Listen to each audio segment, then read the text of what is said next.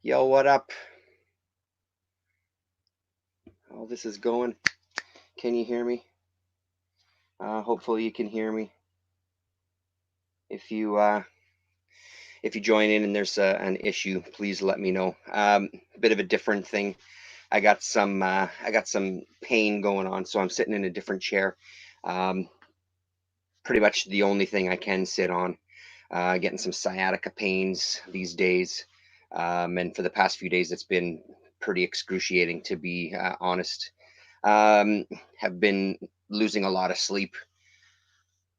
Anyway, that's neither here nor there. Uh, so if I cut it short, or if I look just tortured, I may just tap out. But so far so good. I've been here for a little bit already setting up, and I seem to be fine. This chair works wonders. How's it going? Happy Merry. It's almost that time for Christmas. It's almost that time for everybody to celebrate Mr. Tom's birthday. December 25th. For those of you who don't know, my son was born. He'll be 14 this year. Rasa, holy crap. Look at this. How are you? Merry Christmas. So, in and around that, obviously, there's Christmas celebrations and that sort of thing, officially on holidays, which is great. Officially on holidays as of last week. Quick short story for you. First thing is first, everybody's okay. We had a bit of a break-in at our house last week, and special sexy lady friend had come home, um, walked into the dining room, walked into the living room, went down into the basement. When she came back up from the basement, noticed that the back door, we have a door instead of a window because eventually we're going to have a patio. Noticed that that one was open a little bit. You can only open that door from the inside. It's got safety latch, security latches on top and the bottom, plus a lock on the door. So we think that the individual might have been in the house while she came home. So, like I said, everybody's fine. They weren't in here very long because nothing was really gone, minus a couple of gift cards that were on the table. Laptop was there, it wasn't taken. iPad was there, wasn't taken. So I think, what could have been a potentially uh, horrible and dangerous situation was fine. All the locks got changed. We got some security lights for outside, that sort of thing. So we're all fine here now again. And whenever I walk in the house, I just say, "I'm home, motherfucker." Um, so, and so I came straight home from work, and like I said, everything was fine. And I asked her in the future, I said, "This is never going to happen again. Please, if this kind of thing happens again, can you please wait for the police outside or at the neighbor's house? Would be great, just for my own peace of mind." So again, it could have been way worse than it was. Ultimately, it was fine. Filed the police reports. Everybody is secure. The house is secure, and that's that. That's that. I mean, it's the violence in Winnipeg has. We have the highest. We haven't had this high of a homicide rate in kind of 11 years. Routinely, stores are getting robbed, liquor stores specifically. Over the past 6 months, the kind of meth crisis has at an all-time high. Winnipeg has always been a bit of a dangerous city to some degree. We were the murder capital of Canada for quite a few years based on our population size and how many homicides there were in a year compared to other cities in Canada. This year, I think we may be pushing that. We have a lot of work to do here in the city. There's a lot of poverty, as there is in many places. Not saying that we're the only city that has these issues, not by a long shot. It's just that they're really coming to a head. It feels like this year in Winnipeg. Um, just a lot of bad shit out there, man. A lot of bad people, and when you have these stores who their policy is they don't engage, the security can't engage with someone who's thieving the place, that kind of that's spread far and wide out there because customers are told the same thing. We hear about it on the radio when we hear about these people robbing stores. So there's more of a police presence in malls and that sort of thing.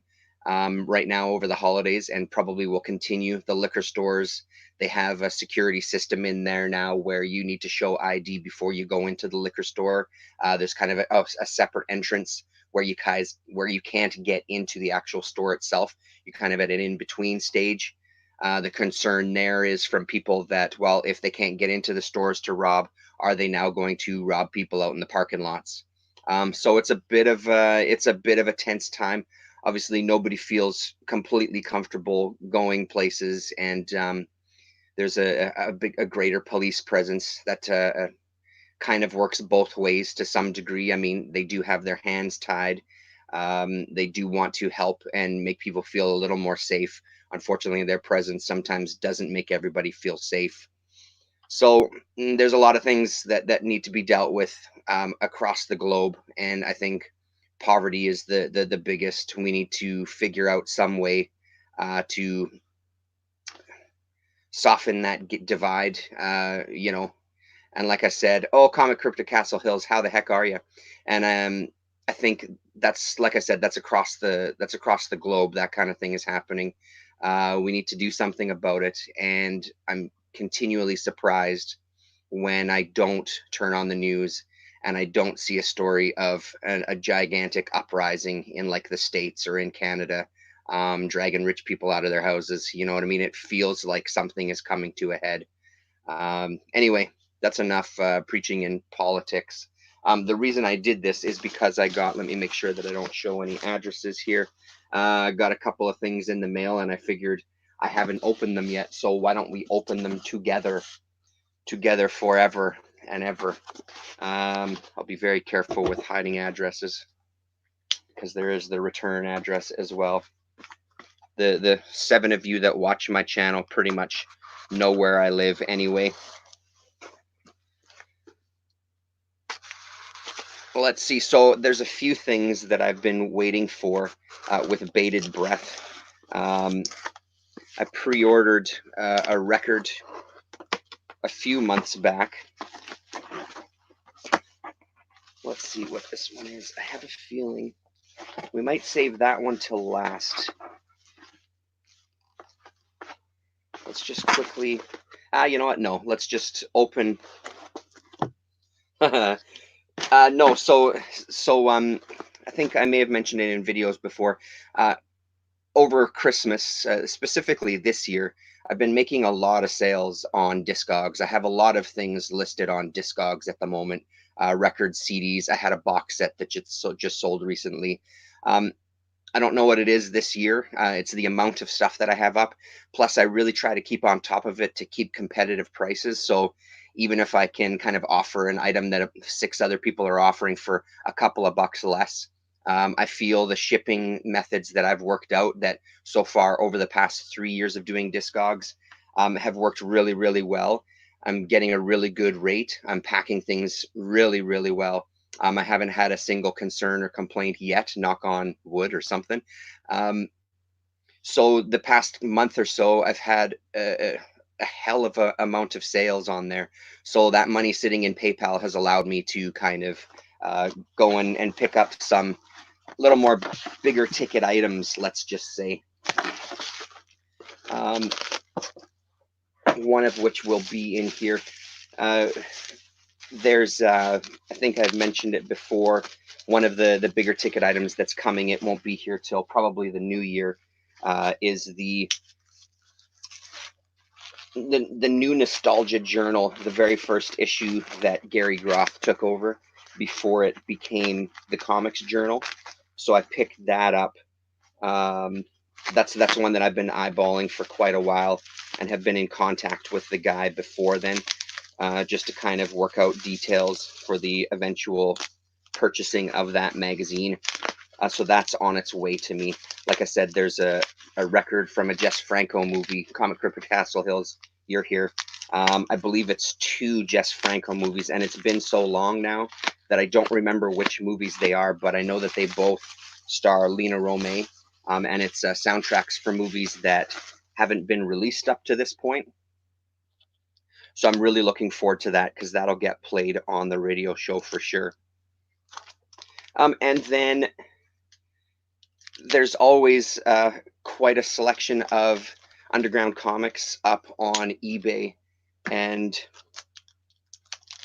I have many of them bookmarked that seem like they're pretty decent prices. Got in touch with one particular seller because he had, I don't know, he probably had about 10 issues that I was interested in, and I wanted to see what kind of shipping options he'd have if I bought a bunch of them. Oh shit, yeah. If I bought a bunch of them, and he made me a really good deal because obviously, as we all know, who are people, those of us that are buying stuff online, it's those shipping costs that can really knock your socks off.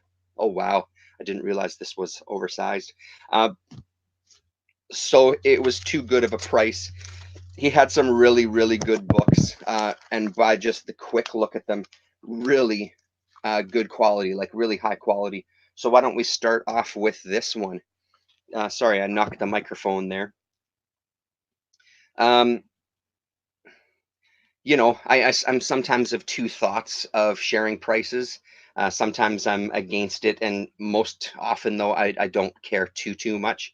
So the prices that you see on here, as far as I remember, are the prices that I paid.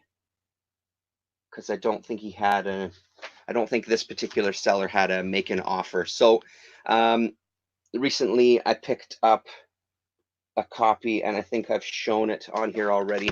I picked up a copy of Corbin's Grim Wit issue number 2, which is the first appearance of Den.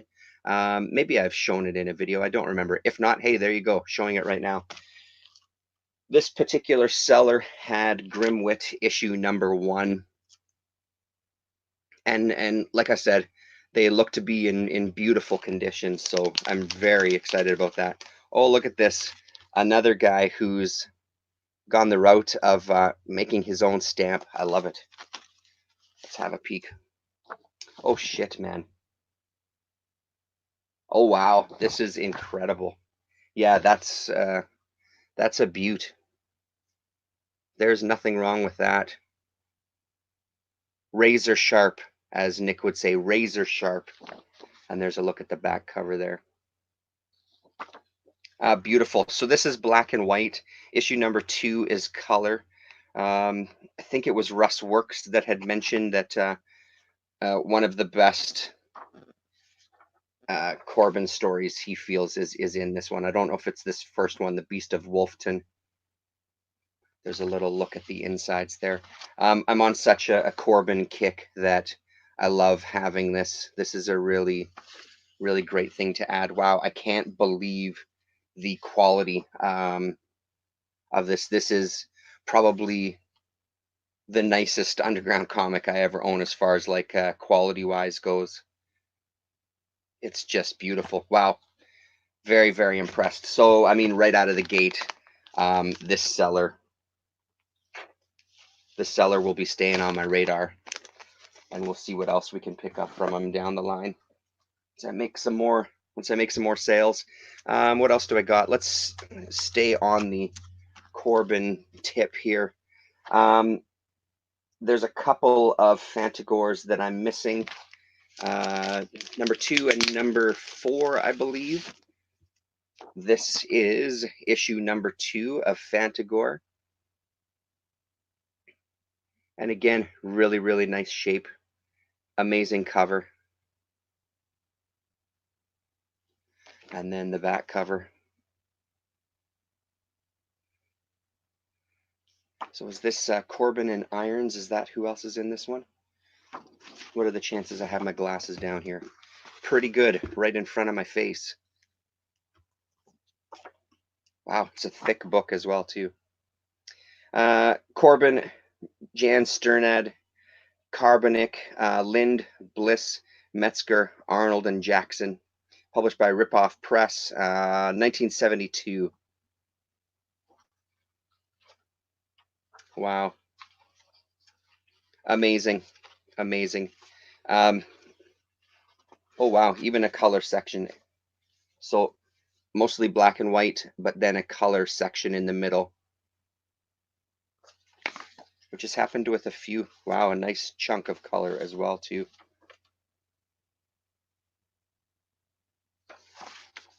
It's one of the things, I mean, as much as I love all the comics that I collect, I'm really, really glad that I decided to jump back in with both feet when it comes to collecting the undergrounds again. Here we go. Here's a Jan Sternad and Corbin. Look at those colors there. I'm really, really glad, and I just seem to have some good luck, especially early on. I don't see them like I used to even a couple of years ago. There's not that many big lots out there. I should smell it. Oh, it smells great. It smells good. Trust me. Not musty at all. Has a good pulpy. It's a good year. It's a good vintage. Let's just say that. Um, there's still some lots of underground comics that I do find on eBay, but I noticed the prices for those lots has really uh, gotten higher, which turns me off, especially when with some of the lots these days, there's at least half of the books that I already own. So if I did buy them, I'd be buying doubles, which I'm fine with because sometimes there are different printings of the same book that I already own. That's beautiful. That is really nice as well. A couple of the old spine ticks there, but that's still a beautiful, beautiful book. Yeah, so I mean, I guess that's what happens though, right? So when I do find it's now kind of going to single issues. What's the price on this one? $10 US for that one. Let's just share prices in this little video here. Let's go to these ones first because I didn't realize that one was wow, one of them was huge. I don't remember now which issue I have. So this is a comic called Zero that I don't come across really ever. And it's wow, really oversized. Let's do a regular old comic. So there's the comparison. Misty. About the same width, just a little bit taller.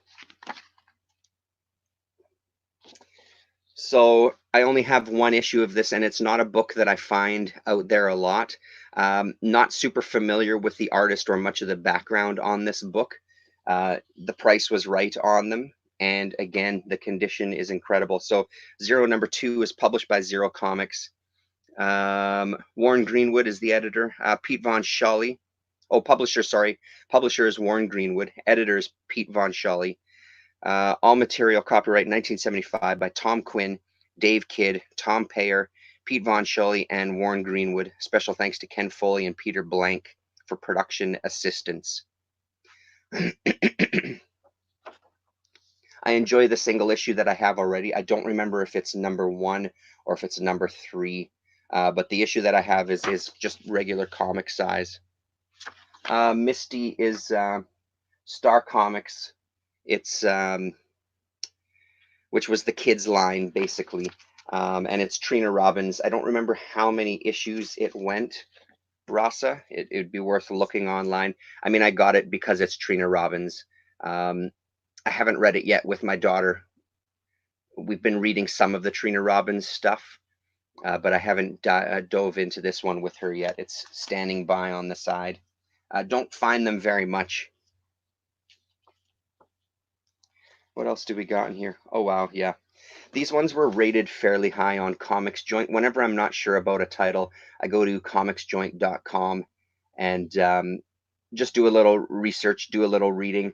I believe these issues were rated pretty high in regard to all of the issues they talk about. Oh, is this like a Star Wars type of ripoff? The Space Cadet TV show is a bomb. Hopefully that's coming out. Whoop, sorry.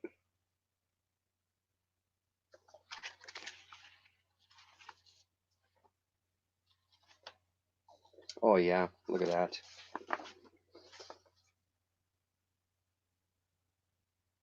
Nice.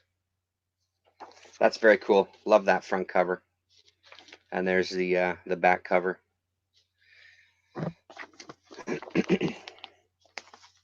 And then he also had Zero. What is this? Issue #4. Actually, we'll just take it right out of the bag. Ooh, some Mylar. Still a bit of a shine on that sucker, but what are you gonna do? I love the back. So yeah, Space Dog. This is one that's that appears in this issue of Zero that I have. That back cover is killer. Those colors are awesome. Again, another Warren Greenwood and Pete Von Sholly. The Greenwood organization. What year do we have here? Wow, these are. I'm really impressed with this seller. These are all incredibly sharp books. So this is 1979.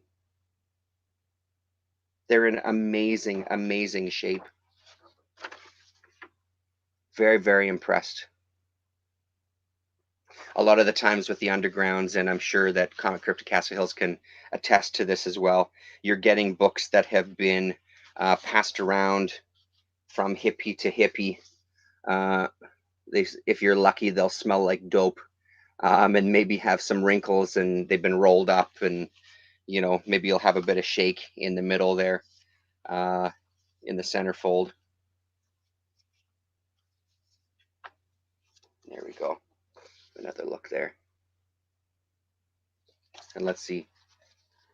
Oh yeah, that's a good one too, Rasa. That's good, high quality stuff there. And then finally from this first pack, one that I'm excited about, and it just came up on the Cartoonist Kayfabe Facebook group, I believe is where it came up.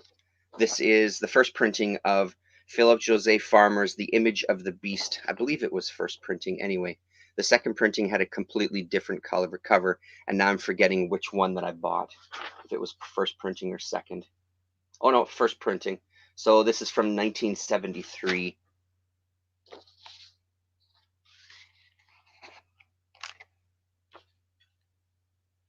Wow.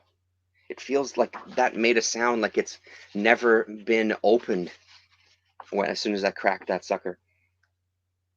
That's insane, man. Yeah, 1973. Novel by Philip Jose Farmer, adapted and drawn by Grizzly.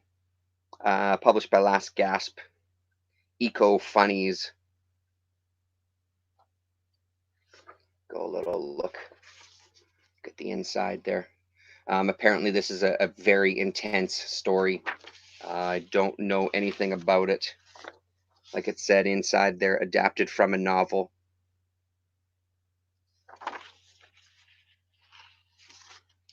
Wow, I'm impressed. I don't think I've ever picked up comics from an eBay seller and they've been in this good a condition. Yeah, very, very impressed. I'll be back to this guy because, like I said, he still had some that I wanted, that I figured I'd hold off on until next time. So that's the first package. Let's crack open this one, which I know what it is. And this one will be getting a standalone video. I've mentioned it before, mentioned that it's on its way before, in our Richard Corbin coverage, which, by the way, is still going strong. This kind of third arc, I guess, that I'm almost finished reading, is incredible, regardless of what they say on the letters pages, what the fans are saying at the time. I really like it. It's apparently it was a little difficult for him to do because he was working with another writer. Oh wow, this is packed. And he likes having the final say on stuff. But I'm really liking the story. I think the story is really, really great. Oh my God. This is the shit right here. Oh wow. So this is the one that I've been waiting for the most. And again, I don't remember the price on this one, but these weren't cheap. But it's easier to commit to this kind of thing.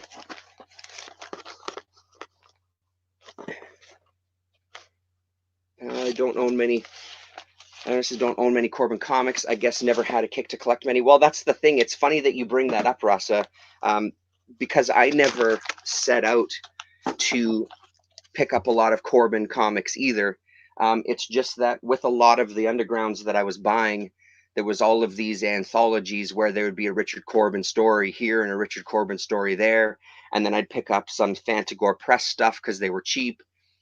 And next thing you know, he's doing newer series like Rage More and Rat God and Shadows from the Grave, et cetera, et cetera. All of a sudden, he was appearing in more places, and next thing I know, I've got a pretty sizable collection of Corbin stuff that's growing even more with what's in this package, with both of these packages actually. So it's not something I ever set out to do either. And kind of like I used to do, there was a friend of mine in Ontario when I lived in Kitchener Waterloo.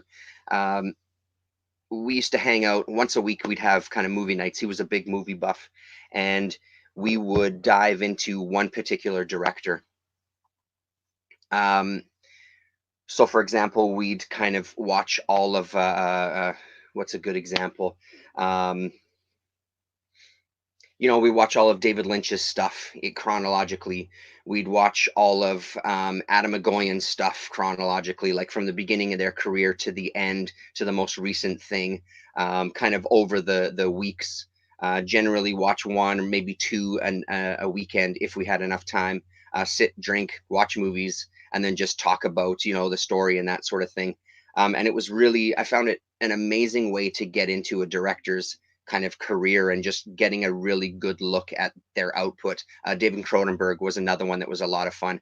And then sometimes in there we'd mix up where he would get some new crazy Japanese movies from Criterion Collection or from some of these other labels he was collecting. And he'd turn me on to a bunch of stuff and we'd sit and kind of discover new directors together that we'd never really heard of before. But it's the same thing I'm finding now with the Corbin. Now that I'm right in the mindset of reading Richard Corbin stuff, um, it's just opening up for me. The more that I kind of read of his work, uh, the more I'm absolutely loving his stuff. So, with that in mind, there was a link that I'd found online. Dude, these are ridiculous. These are ridiculous. There was a link that I found online to these interviews in something called the Mirkwood Times. Fucking hell. Wow.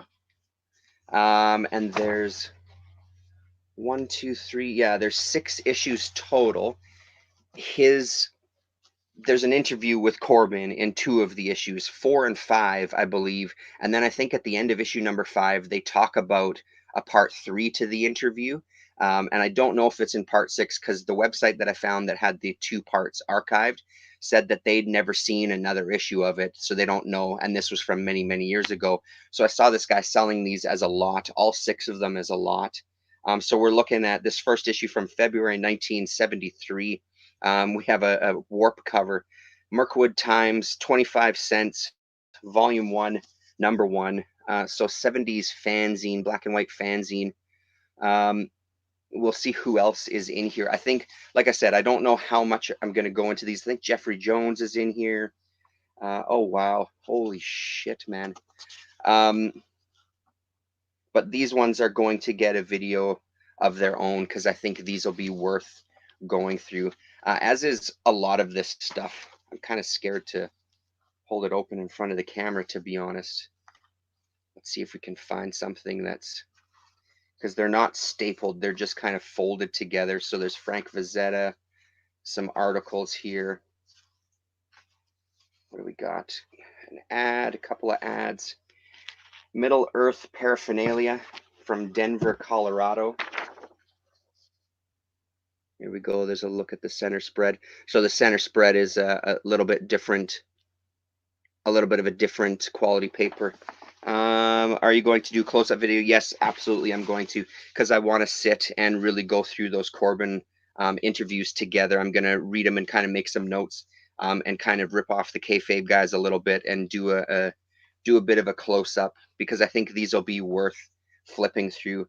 They're not the thickest of issues either, so I don't think it will take too much time if we just go through all of them.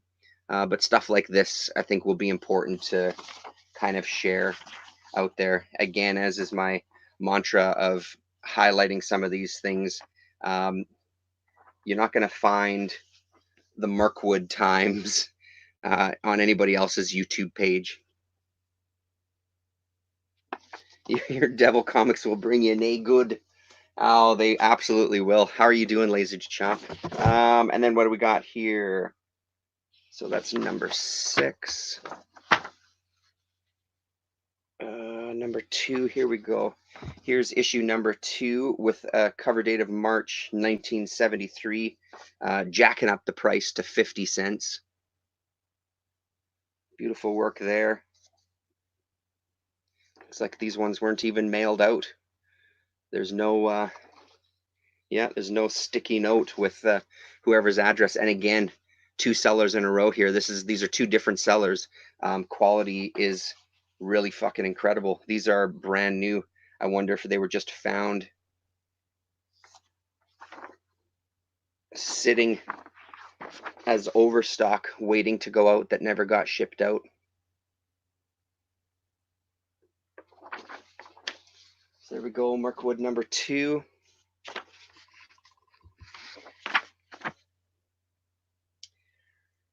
Number 3, here we go. So Mirkwood Times number 3. What do we got? So May. So this will be 74, or was that March? No, that was March. So it'll still be 73.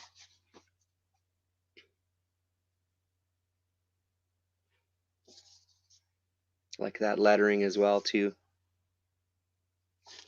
And again, another one with no address sticker on the back. Yeah, it looks like there's some strips in here as well too.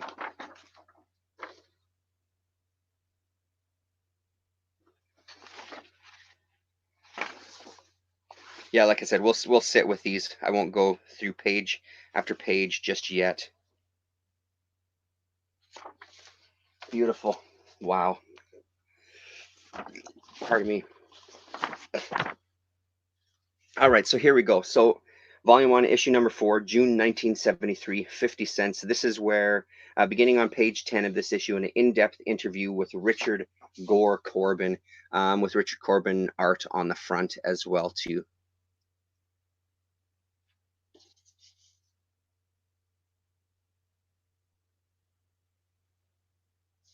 And this one was addressed to somebody.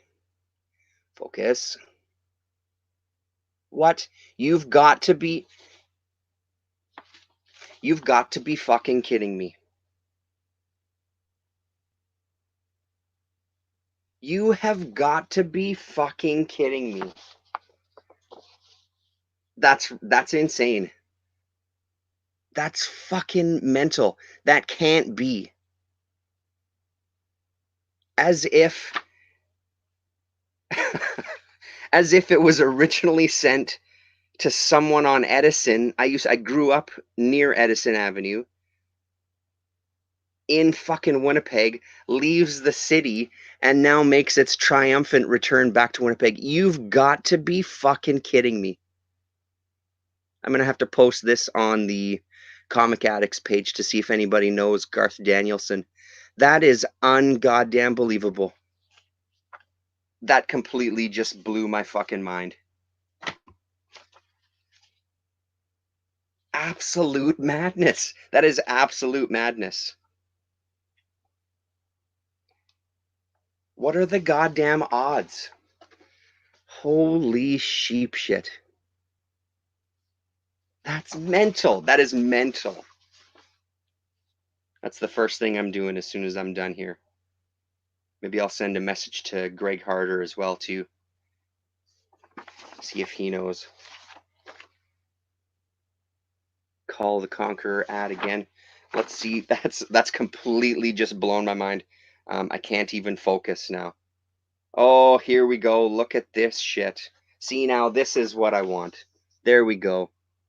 A picture of the man himself. Some samples of his art.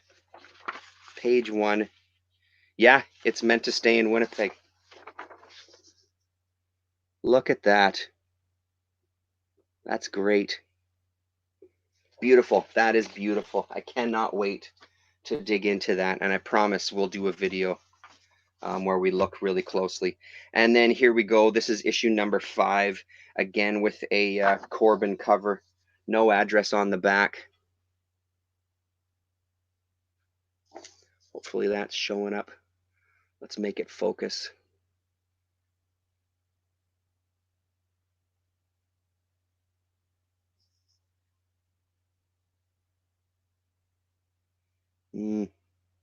Anyway, there we go. Yeah, no address on the back of this one. What else do we got in here?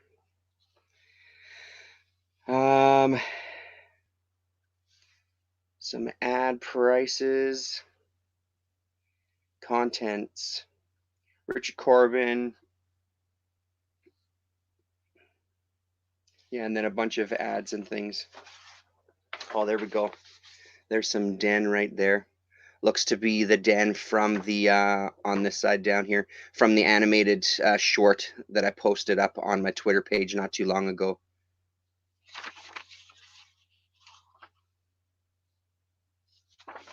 There we go. And then last but certainly not least, from August 1973, 50 cents. Looks like whose signature is that? Is that Jeffrey Jones' signature? Mirkwood Times, number 6.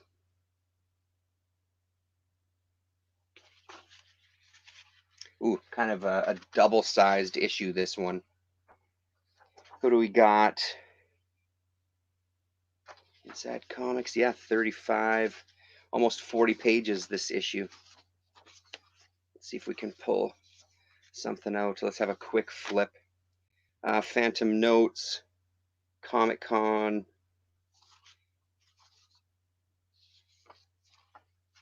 That's for Frank Frazetta. Oh, look at that. Frank Frazetta portfolio on a previous page.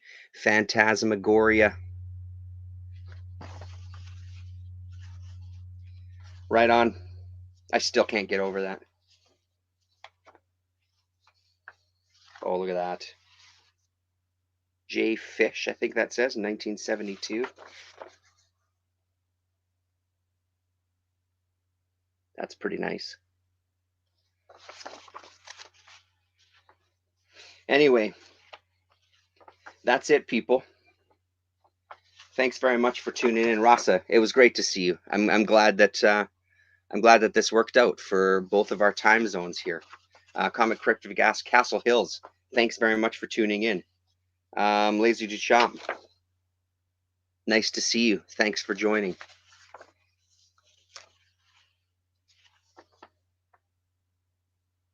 Ooh, Inside Comics.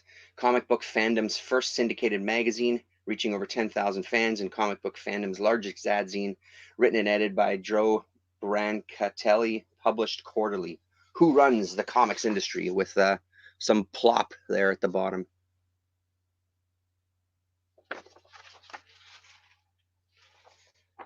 Cool.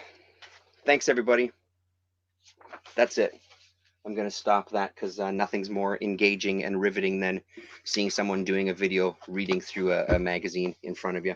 That's it. Those are the 2 packages. There's a couple of more things coming. Like I said, the Nostalgia Journal, and then those records are coming. But Nostalgia Journal, we'll definitely do a video about too. First, Gary Groth. We'll have a flip through that one. Yeah. Thanks a lot. You guys are the best. Hope everybody has a really, really great holiday. Whatever you end up celebrating. And we'll see you in 2020. Take it easy.